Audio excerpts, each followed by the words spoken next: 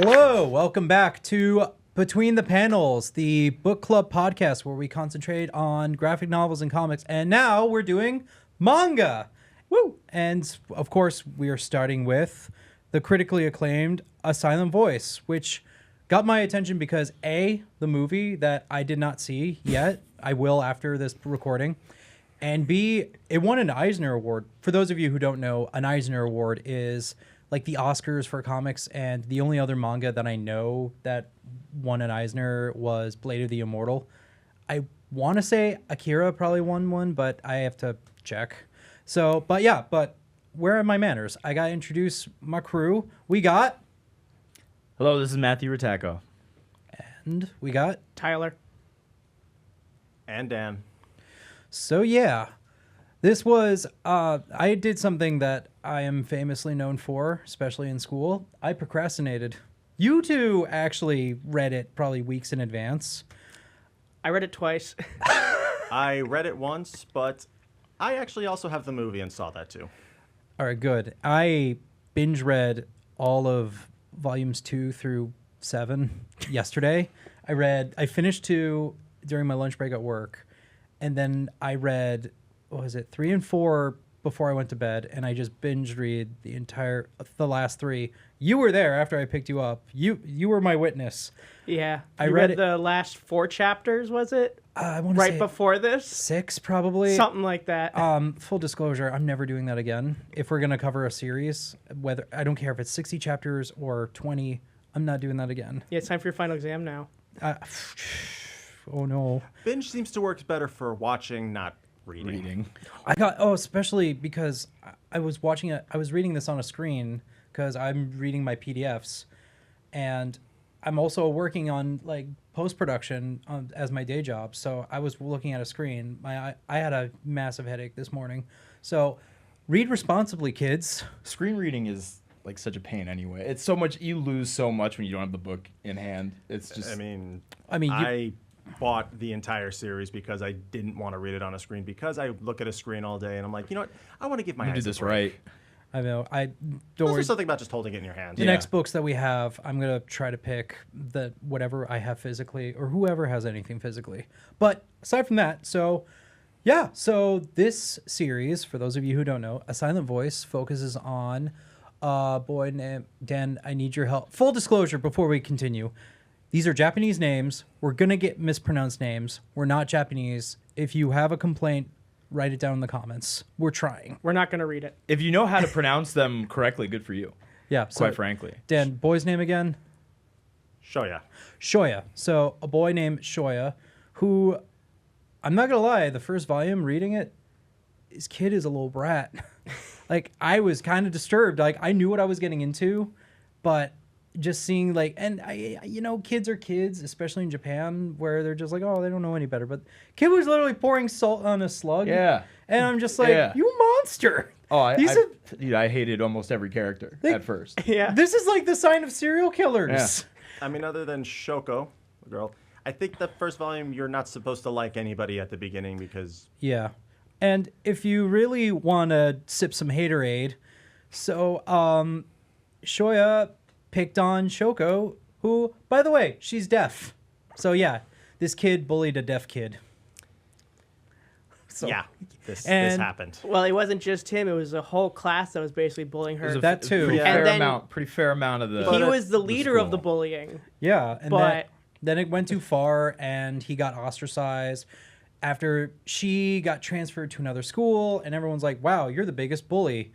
And I'm just reading this, but you also helped. Like, what you did. That whole scene just made me think how... I'm trying to make sure I'm using this word right. How mercenary every kid was in that book, especially when they were in middle school. It's like, you'll pick on the first person who's different, and then you'll pick on the person who kind of started and led it all, acting like you guys weren't any, better. Like you guys were better than him.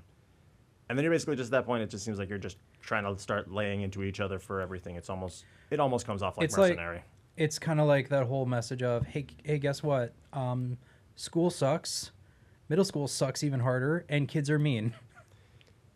But the main crux of the story is, so Shoya is kind of trying to get like a redemption arc because he's feeling guilty, and he's been feeling so ostracized and has not connected with anyone throughout his middle school and high school years that. And this is a visual that we can go more into depths. Like he just pictures everyone in his classroom with a giant X on their face, and he doesn't make any eye contact because that's how different and separated he feels. Which that is the best selling point of this visual, I think. And I think that It was one of very the- powerful. Yes. Oh yeah, I mean, it just feels like if you wanted to have a visual that just makes everybody feels like what it feels like to be so guilty, you can't actually look at people, you can't actually visualize people's face anymore. That's pretty much the best way to go about doing it. Just the amount of loneliness he felt, and how how much self-loathing he had for himself. That's a major theme of this book. Is the two main characters, the Shoya, who's trying to redeem himself because he feels very little self-worth, and Shoko, the girl who's deaf, who thinks that deep down that she's the cause of everybody's problems. They have so much self-loathing that they struggle to connect with people, and that's a big theme of this book is how that affects you and how that affects your relationships with others. Yeah. So just so everybody knows, we're gonna go into. If it wasn't clear, we're gonna go into full spoiler territory moving forward. But if you have not read this, please read it. And if what you say is true, the movie's really good. Also read the movie, but you're gonna Read the skip movie? out and watch the movie. Well, put subtitles on. yes, Put subtitles on. subs Don't not watch the dubs. dub. Yes, Put but, the just- subs or on. maybe dub. Yeah, watch it twice. Watch it however you want to watch it. Watch but I the will dub, say- watch the sub. I don't know. But I will just say this as someone who did do both.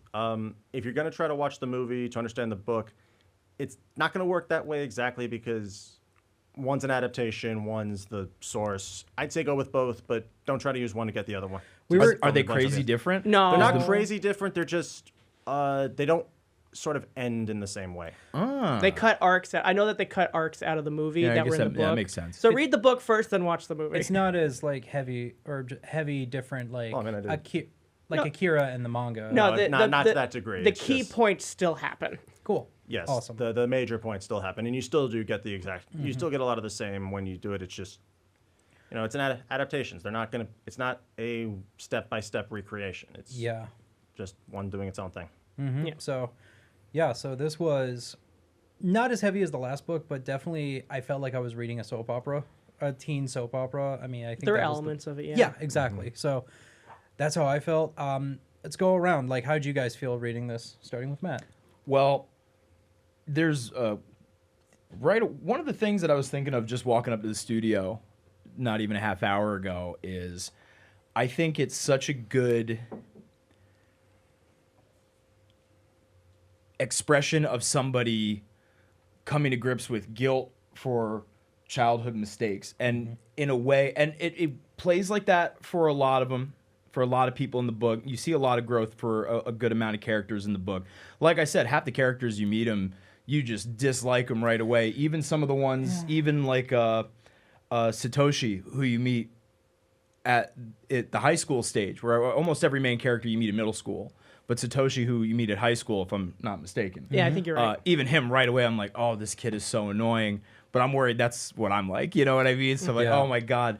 But walking up, and I'm thinking about it, and it's, I think it's such a great depiction of just growth, especially in adolescence. In real life, it's very rare that you have the Ebenezer Scrooge. Oh, I just woke up, and now I've completely changed, turned over a new leaf, and I'm doing so effectively. It's one thing to turn over a new leaf and want to be better. It's another thing learning how to do that.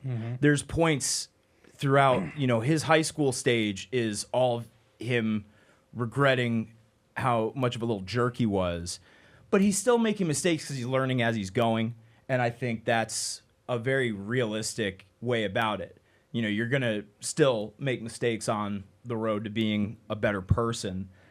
I love the showing of the X's on people's faces.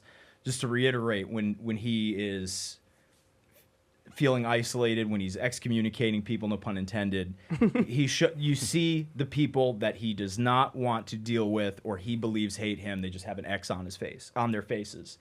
And to me, some of the saddest parts in the book is when certain characters develop an X Yep. that don't have it the whole time. There's one point with Nauka when she apologizes. She already has the X on her face, and she apologizes to him, and we'll probably get into that. Yeah. And I'm sitting there, and I'm like, oh, man, I'm going to turn the page, and the X is going to come off. That's not how that happened, because he wasn't really crazy about her apology. Nope. And it's a long time before he starts letting people in. I think it's such a great depiction of, a great visualization of, I don't want any part of any of this. That character also that you mentioned, she is a whole can of worms throughout Oh, the story. yeah, I didn't yeah. think we were, but we'll go more in depth. But Tyler, how about you? How'd you feel reading this? I felt very similar to Matt.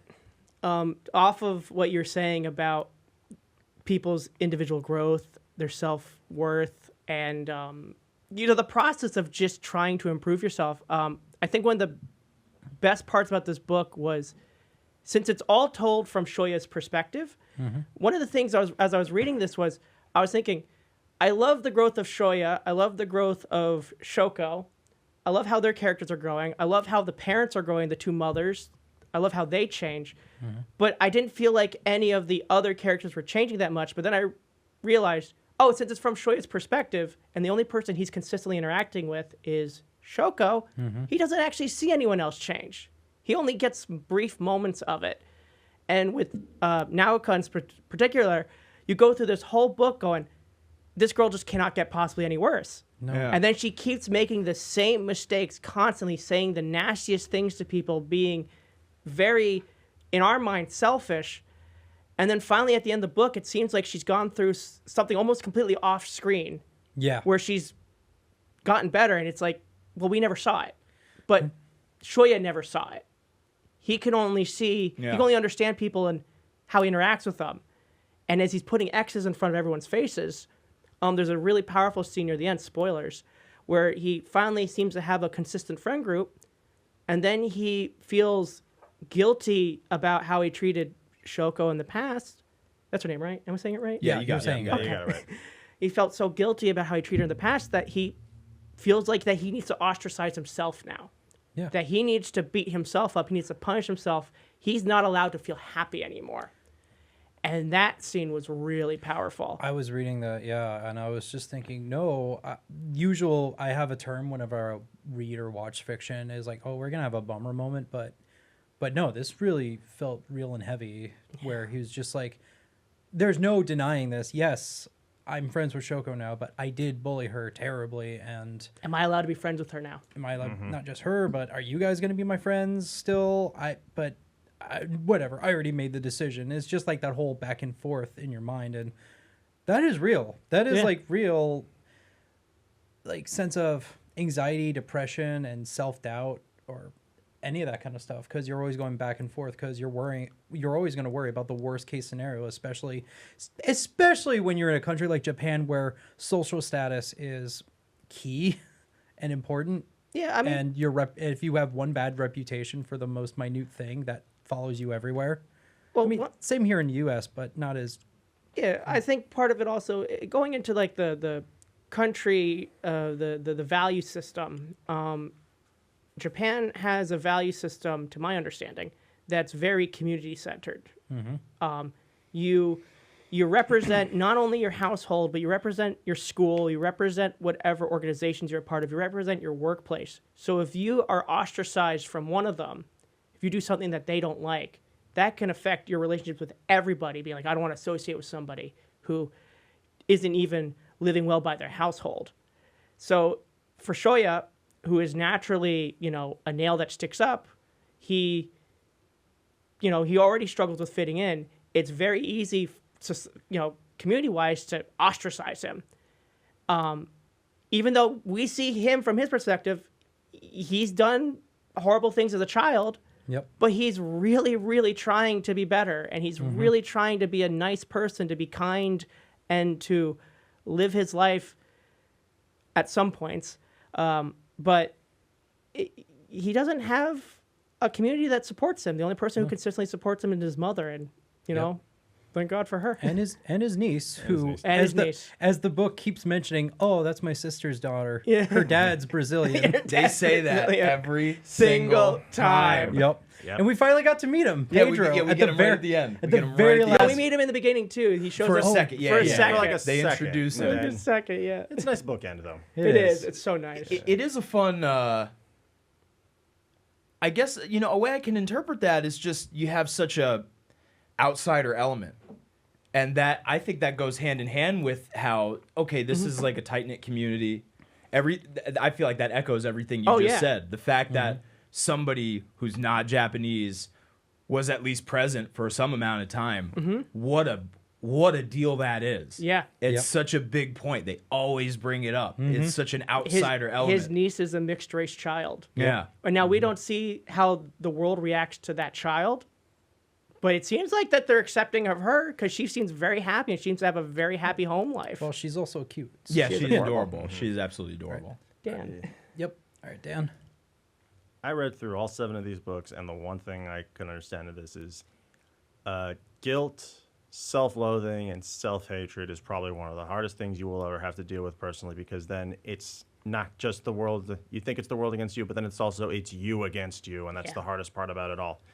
I mean, Shoya was a brat. He bullied a kid, and he bullied someone for like the worst possible thing you could bully them for, something that's completely out of their control.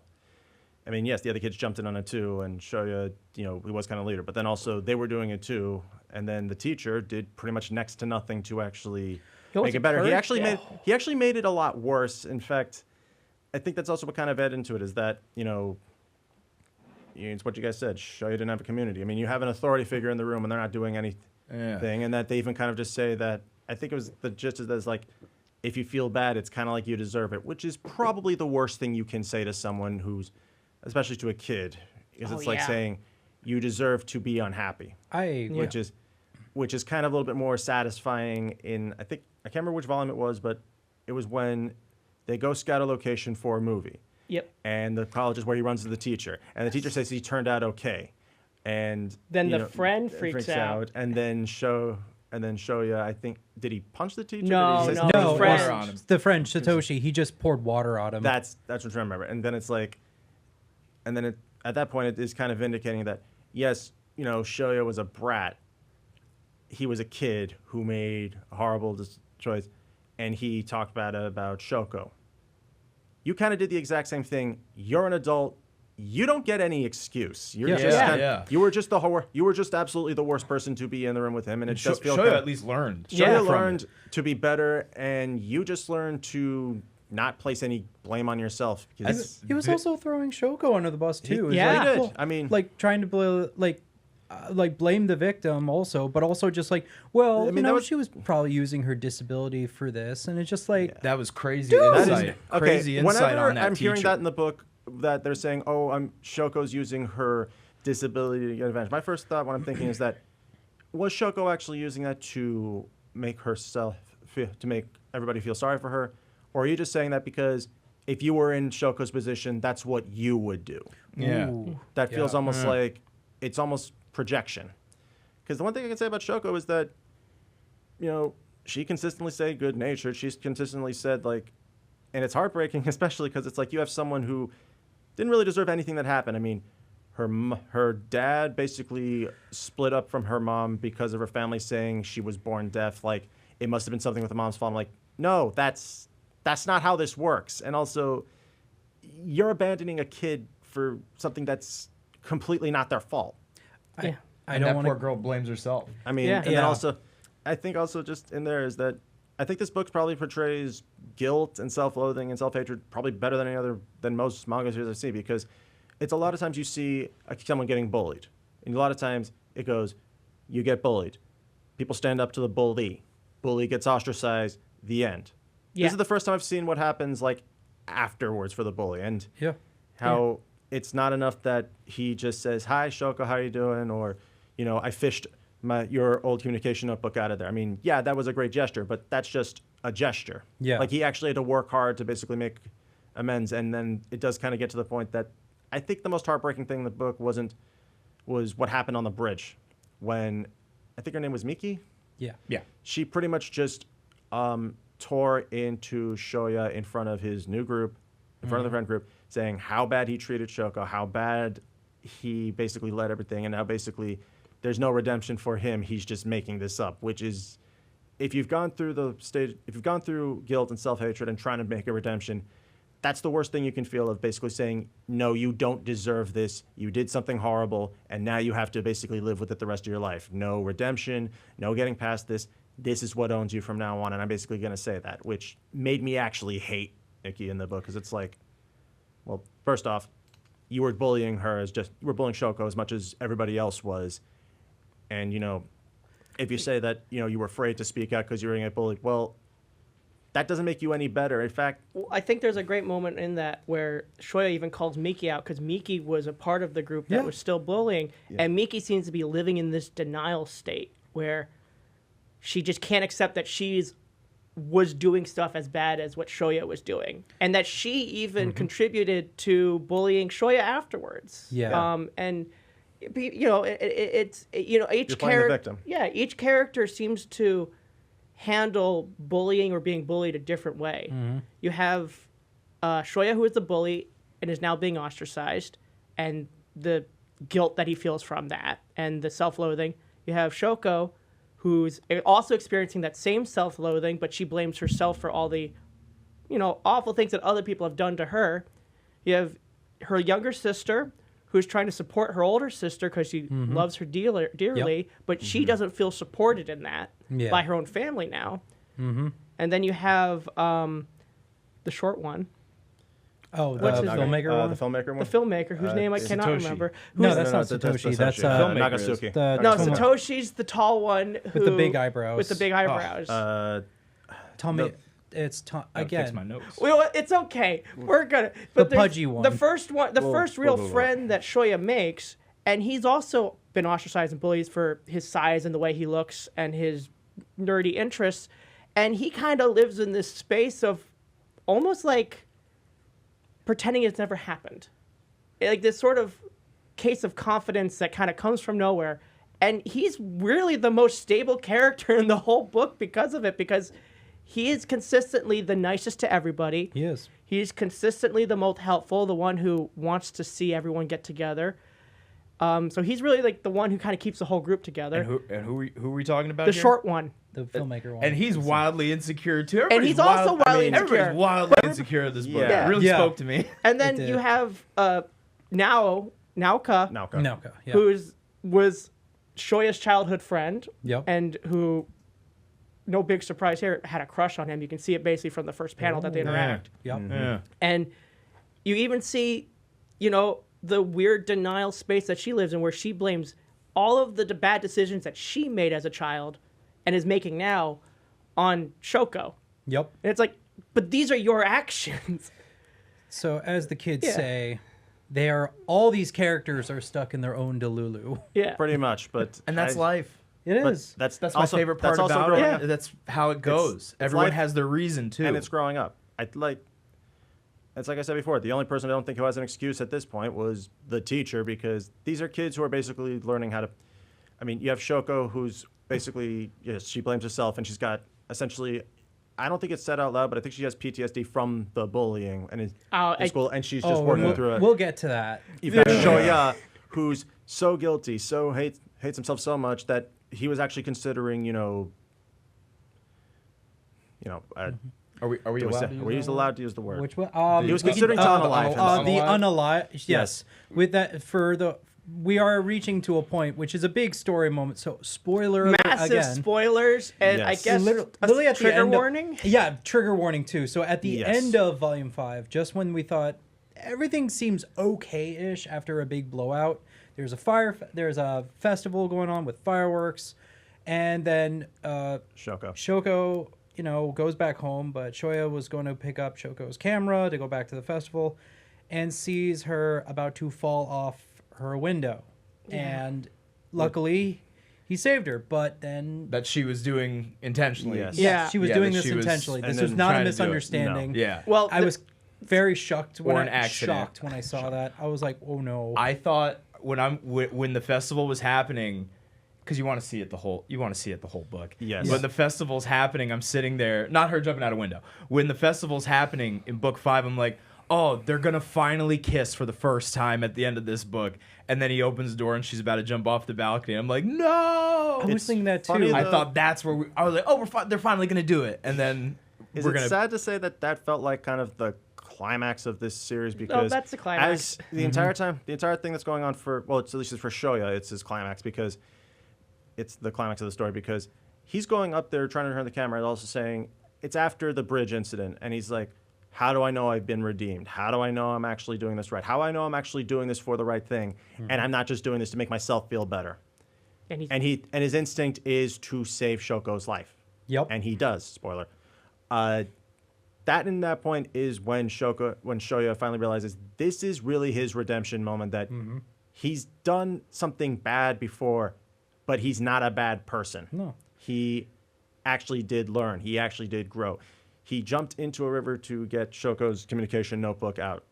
And then the major thing is he saved Shoko's life. Now, let me ask you something, just because, I've only read so much manga, so, like, some of the formatting. Yeah. So the way he saves her is he grabs her, but kind of in pulling her up, he falls over the balcony. It said in the next thing that he fell over the balcony and some people were actually able to rush him to the hospital because they were nearby. No, I got that part, but how did he fall in? Like the concept of he's reaching to grab You know her, what, he's I pulling don't it think up, they and he actually kind say of that like part, but I think falls while he. Yeah, I think he pulls her back in, but I think the force just he just falls off balance. Like Yeah. that's that what I'm makes sense. understanding. That's They what don't I. really say That's that. what I thought. But at that point, I wasn't focusing on that. I was focusing on, please let both of them be okay because, Shoya. It's like even from the first book, he pretty much said that he was probably going to do this by the time. Even that's why he sold everything he owned to basically make sure his mom had enough money and to pay back his mom for having to replace the I think I'm trying to pronounce it right, cochlear implant. It's the implant that Ocular, not ocular. cochlear, It's okay. I don't mean to interrupt you, Dan, but there was one thing I want to go back to that scene on the balcony because I had a slightly different interpretation of what happened.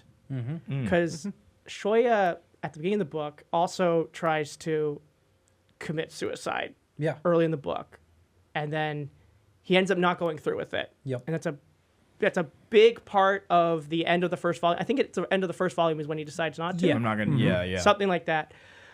But at that moment where he saved Shoko, my interpretation was not that he fell over the balcony trying to bring her up. It was that he allowed himself to just fall. Yep. Feeling that this is the moment that I live for. I have nothing else after this. He survives and lives anyways, but I interpreted that as it's another part of him still feeling that self-loathing, because even though at the festival that very dramatic scene on the bridge hadn't resolved yet for him and everybody, and he was seeing X's across all of his friends' faces except Shoko, who kind of became sort of the only thing that he lived for at that point. That adds up to a lot where he has such a poetic inner monologue, and if I'm not mistaken, there's a few parts in the first or second volume where he's talking about earning the right to die. Yeah. Yeah. So And I've done this. Now my That's life how- can end because I've earned it. Yeah. That's how I interpreted wow. that scene. Yep. Because Wow. Shoko's also trying to kill himself in the exact same way that he tried to, which was Herself. jumping off a building. Yeah. And I'm like, uh-oh. Oh. And even when he was a little kid, he always liked jumping off of did. things for Yeah, fun. he's always jumping off Daredevil. for fun. Yeah. Yeah, it all Yeah. it all It comes does. He likes to together. jump in the river. So that's how I interpret it. But it's Definitely okay. Instead of dying, he was in a coma, and he had to get what was it, like some? I'm jokingly saying butt surgery, but because he landed on his butt. Yeah, I But- think it was like was some that sort of in his- reconstructive surgery, but I don't know what it But was. he's okay. There, And his there are a shoulder. couple lighthearted moments. Yeah, it's oddly before funnier and than you after. think it's gonna be. Yeah, because Yeah. then there's a scene after he finally wakes up and his mom comes to visit him. He's laying on his side, and the doctor's standing behind him. She's like, "Everything okay?" And he goes, "Yeah, it's just my butt." Yeah, that was oddly funny. You got to have some light moments after having some. And this What's book that is saying? filled with heavy. Laughter's moments. the best medicine at this Yeah, point. yeah. I mean, Don Bluth has said, you can show anybody anything as long as there's a happy ending, and there is. But before we get further down there, I want to talk about the art really quick, and then we can go around because this is a series. We can't pick just one panel, but I think we can either pick a moment or yeah. a chapter. But It's just a general overview. I think this artwork definitely is very unique. I mean, when you try to, I know manga and anime get compared each other a lot, but there are some styles that are very noticeable. I think the faces are way more expressive, and during the intensity moments, they're more scratchy, and it looks innocent, but you can kind of tell there's going to be a lot of heavy subject matter and drama within this. So I think the art really complemented on that. You guys agree? Yeah. And No. Yeah. always naysaying me. Go back to your I tower. wanted to say, to add on to that, there's Yep. again, I can't remember his name. I feel so bad. The short one. Yes. He has whenever The filmmaker. a filmmaker. Whenever he starts to cry, his Which is shape frequent. becomes wavy. He kind of looks like Steven Universe. Almost. Yeah, he's Yeah, he kind of. does. He's the most anime looking Yeah. of everyone in Yeah, the everyone's book like really with grounded Blaze except Illustrated. him. Yeah, he's Yeah, way but it's out good there. to have that one non-grounded character in a very almost in a very realistic setting because just adds some levity, but also says that not everything that's serious can just be. Not everything has to be serious 100% of the time. You can have some levity in a series that seems this heavy. The other thing was the artist loves using visual humor to lighten the moments. I do appreciate that. There's one did a moment good in job. particular where Shoya is walking down the sidewalk and Naoka passes him and they haven't seen each other in years and she recognizes him and they just turn around and look at each other.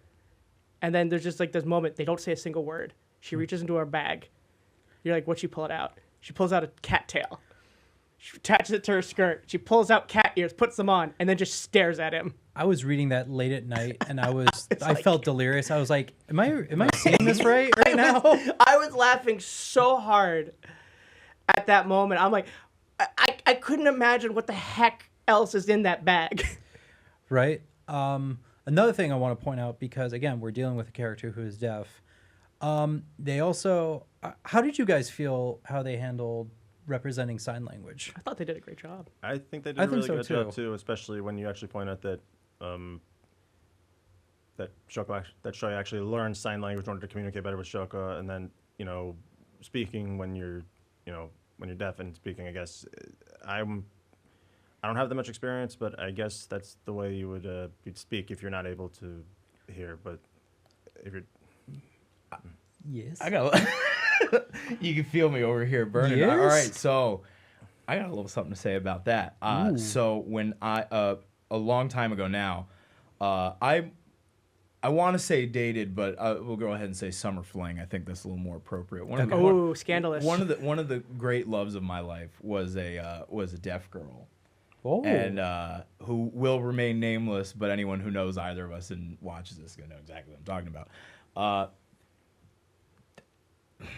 The way not so much with the sign language, because she didn't use sign language. I thought the depictions of it with how fast it went was great.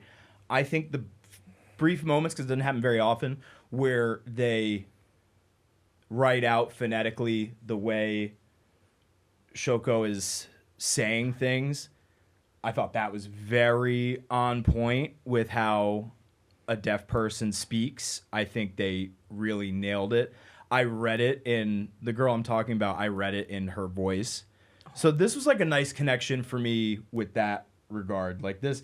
And it's funny because there's so many bits of media that I like that when I start reading or watching, I'm like, I don't care about this. But then I get to a certain point, I'm like, okay, I care about it. The Wire. Everybody loves The Wire. I watched the first season of The Wire. I'm like, I don't care about this. And then you get to season 2. I'm like, okay, all right, you got me. That happened with this, where I was like, well, I'm gonna read it for the pod. Yeah. I'm gonna read it. But then you get a little bit in. I'm like, okay, I like this. And then just everything they do with her and just how nice she is. Yeah. I'm like, oh man, this is actually like kind of getting me. Also, I think they nailed it with that. Yeah, my thoughts on sign languages, I only know how to say one thing in sign language, and it's suck it. Ah. I was about to say, you've been holding out on us. You should have mentioned that from the get-go, my dude. Well, I don't want to make. But believe it or not, I don't want to make it I'm all sure about me. everyone in you the know what I comments mean? is going to be like, who is she? I have to know. Oh, she was great too, and very. a lot of surprising similarities. Like the way how when Shoko tries to talk and they try to make it sound like, I love, and it's just because it sounds like gobbledygook, but that's what a deaf person said. the moon scene. Right. Yes, when she God. wanted to tell Shoya that she loved him, but instead of saying you, she kept saying moon. Yeah, or it sounded yeah. like It in- sounded like I Moon, love and moon. you could tell the fact. I think at that point you could just tell you're frustrated that it just couldn't come across, but you just so desperately want it to be that moment. That's the But classic. Yep. When you're watching Abbott and Costello having a misunderstanding, you just want to reach in and be like, "Oh, no, you guys are saying the same thing. you both feel the same You're thing. just you're mixing saying, up it's here. Feel, You want him so badly to just But get I it feel- that she just told him that she loved him. but I feel like He's not even willing to believe that. But I feel like it Yeah. kind of Yep. works in this scenario because this isn't really a love story. This is a No. This It's a is coming a of growth age. and redemption story. It And is. which It I is. appreciate. I kind of like that it didn't end with them getting together. It's It's implied. It's wanted it so implied. much. It's I heavily wanted it so implied. It's heavily implied, but it's like we see so many romances Yeah. out there where it's like here, like typical Hollywood, oh, they'll kiss and stuff like that. And is it earned? Sure, especially at the last chapter, but they just the symbolizing of them graduating, or was it their graduation or reunion? It was a it was a graduation reunion. into a reunion. Into a graduation, reunion. into a Yeah. reunion, the last and they just things. open the door saying whatever is going to happen as a metaphor It- for here's the future, and it In, just in a lesser mean- piece, you'd get the epic kiss at the end, which of course I wanted. But they hold hands, which I think is the first time they do That's that. the most scandalous thing you're going to And- get in a lot of manga and and anime is holding hands. they go off Oh my into their God. futures together, and that's I mean, Yeah, this just is no, as good. perfect, That's perfect, I mean, perfect. this is a That's love what you story. need. That's what you I need. mean, this is a love story, but it's not a romantic love story. This is a self-love story, and almost like a friend love story. which is Yeah. in today's world we need more of that, and I think Yeah. that's the biggest and also they're lesson. kids, man. right. Yeah, they're like 17. Yeah, you know? yeah. There's plenty of time to figure all that out. You Yeah, sound four, like- you four sound like that 30-year-old cool- men talking about a high school drama. You sound like that cool uncle who's just like, hey man, you're young. You guys, You got time to Don't be figure it hard out. on yourself. You got time to figure it out.